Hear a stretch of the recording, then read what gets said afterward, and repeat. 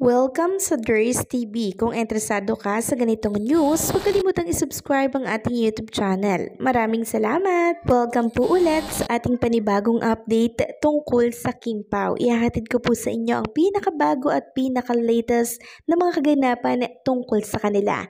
Kaya naman kung hindi ka pa subscriber ng ating channel, pindutin nyo na ang notification bell para lagi kayong updated sa mga balitang trending at napapanahon.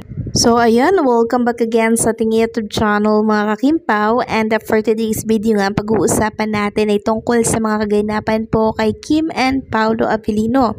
But before that, nais ko lamang pong ibalita sa inyo na itong kasamahan po ni Kim Chu na si Lassie po ay suportado din itong House of Little Bunny na business po ni Chinita Princess. So ito nga po at nirepost ni Chinita Princess ang post ni Lassie sa kanyang Instagram story. So makikita po dito sa picture ni Lassie na gamit niya po itong House of Little Bunny na bag. Ayan po mga kakimpaw, oh. May model niya po talaga. Kaya naman sabi po ni Chinita Princess na nirepost niya, ay pretty naman yan. Thank you, classmate. So, nakakatuwa lang mga kakimpaw kasi yung mga taong nakapalibot po at nakakasama ni Chinita Princess, talaga namang tinataas po yung kanyang business. Sinusuportahan po kung ano po yung business ni Chinita Princess. Unlike doon sa iba na, diba, hindi po sinusuportahan.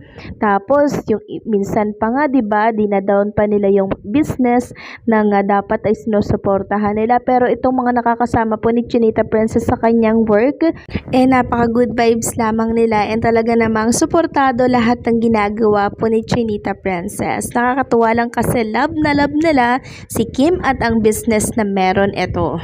Samantalang pag-usapan naman natin ang pagkakilig nitong si Chinita Princess sa mag-asawang gumaya daw po sa movie teaser nila ni Paolo Abilino.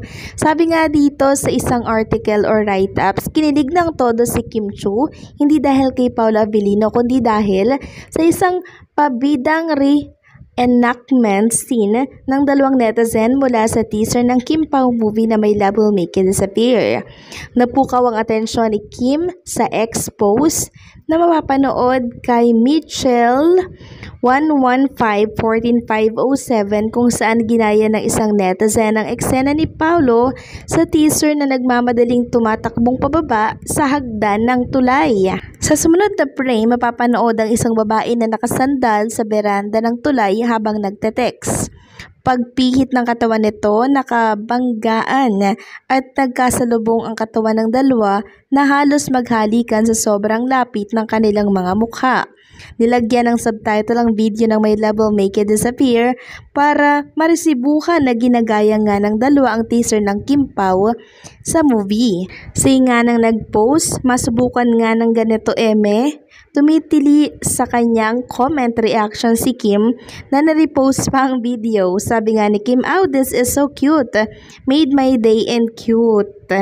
Pinuno pa ni Kim ng pink at red heart icon ang kanyang comment para mas lalong maramdaman ang approval niya sa reenactment. Tuwang-tuwa naman ang kapartner ng lalaki na si Medjela 42302 at ayon sa kanya, galing pa raw sila ng Quezon Province sa nasabing location sa Manila para lang gayahin ang teaser ng pelikula ng Kim Pao. Anya ay, "Thank you Princess Chinita para sa pagmamahal ko sa inyo ni Paolo Abilino. Pumunta kami all the way from Quezon Province." Asawa ng netizen ang gumanap ng Paolo sa Abilino or Paolo sa video. Singa ng nasabing funny, supportive raw ang asawa niya sa trip niya. Hehehe, oo nga po. Kung saan daw ako masaya, dun siya.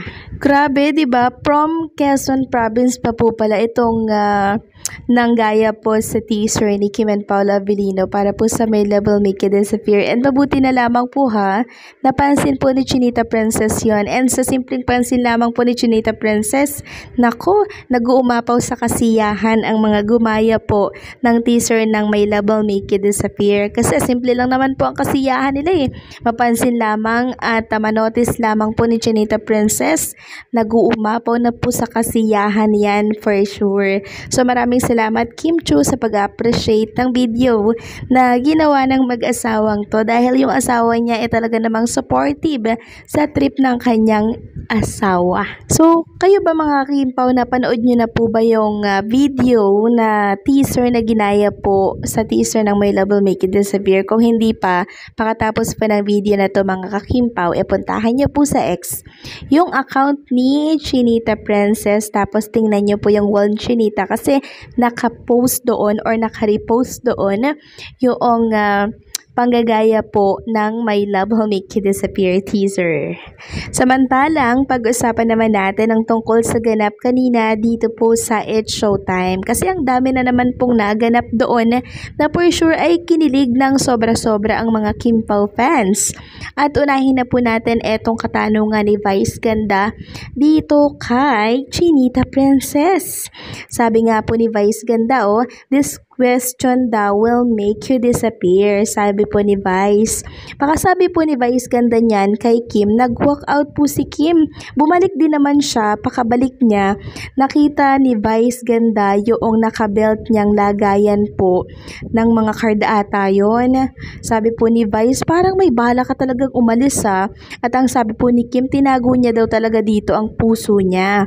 Sabi naman ni Bong Navarro, kung nakatago, kanino mo yan talaga daw ibibigay? At ang sagot naman ni Chinita Princess, mahal to sa mahal ko. Pakasabi po ni Kim noon, kunwari pong nahimatay etong si Chinita Princess. So sa simpleng sinabi niya ni Chinita Princess, ito po ay malinaw na kumpirmasyon na meron na po talaga siyang mahal mga kakimpaw.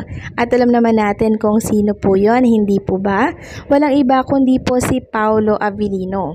At eto pa yung napansin ko dyan mga kakimpaw ha. Napansin po ni Meme Vice na mukhang aalis daw talaga si Chinita Princess. Siguro magde-date sila ni Paolo Avellino ngayon kasi pa ngayon February 12. So possible nga na i-advance po ni Paolo Avellino yung magiging date nila ni Chinita Princess. Kasi nga po may ganap po si Paolo Avellino by February 14. Tapos February 15 may ganap po sila ni Chinita Princess sa Bulacan sa Star Mall. Ando doon po sila. February 15 yan Kaya for sure malaki po ang posibilidad mga Kimpaw na yung date nila ay advance na lamang po.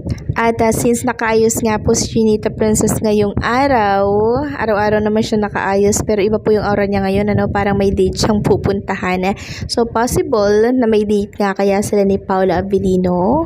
Kasi binoking na po ni Vice Ganda na mukhang aalis daw talaga si Chinita Princess. So saan ang punta? Well, malalaman naman natin yan mga Kimpaw kung saan sila magde-date together, diba? Wala namang maisisikreto si Kim and Paolo Avellino sa atin kasi ang daming mga Kimpaw fans sa labas, diba? So makita lamang silang dalawa, alam na this, diba? So kayo po mga kakimpaw, ano ang take ninyo dito sa ating update? Hanggang dito na lamang po ang update natin. Maraming salamat po sa patuloy na pagsuporta and don't forget to like, share, comment, and subscribe.